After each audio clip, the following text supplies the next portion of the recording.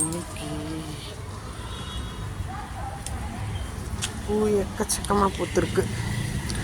ஒரு வாரமாக கொஞ்சம் கம்மியாக இருந்தது. செம்ம மழையில் அங்கே பாரு எப்படி ஈரமாக இருக்குது தரையும். இங்கே தான் முட்டை ஓடு இது எல்லாம் போட்டு மெடிக்கு வருது, கொண்டு வந்து போடு மெனிக்கு வருது. மெனிக்கு வருது போட்டோம்னா உரம் மாதிரி அது வாடில் கிடக்கும். வாழைப்பழத்தூள், சாமி கும்பிட்ற வாழைப்பழம் எல்லாம் நேற்று புதைச்சி வச்சு தள்ளி வச்சுருக்கு. எது அரிக்காமல் இருக்குது.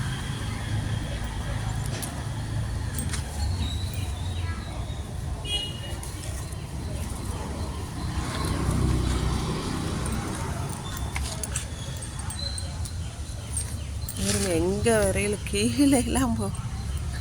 இதை கட்டி விடணும், சரி பண்ணணும். அது பண்ணுறதுக்கு நமக்கு கீழே வரவே டைம் இல்லை. நீ வர்ற வாரம் தான் பார்க்கில் இருக்கிறதெல்லாம் ஒழுங்கு பண்ணணும். ஏன்னா நம்ம பராமரிக்கிறோம், அதை அடுத்தவங்களுக்கு இடைஞ்சலாக இருக்கக்கூடாது.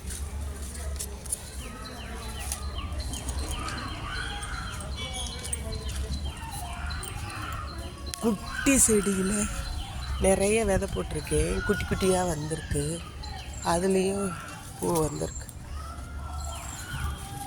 என்னென்னா பூ விட்டோம்னாலும் நிறைய 4-5 விட்டுருவேன் விதைக்காக.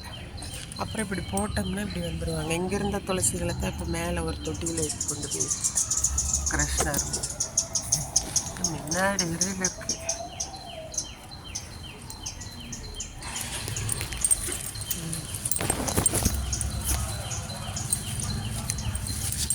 மாதுளை மரத்து மேலே ஏறிட்டாங்க. அதனால அதுக்கு நம்ம தனியாக எதுவும் பண்ண தேவையில்லை.